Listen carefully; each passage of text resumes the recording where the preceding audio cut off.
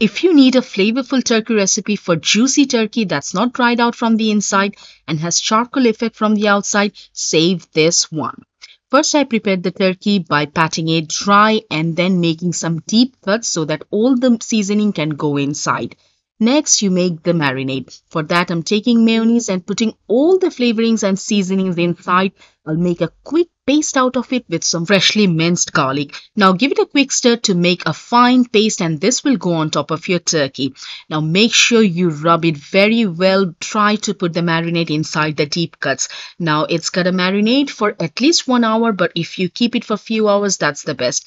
180 degrees Celsius, and you're gonna cook it something around 1 hour and 15 minutes by flipping from side to side. And I always like to use the juice that comes out from it and pour it on top so that they don't get dry. Now look the inside. They are juicy from the inside, so flavorful, and I hope you can see how the outside came out. Enjoy the recipe.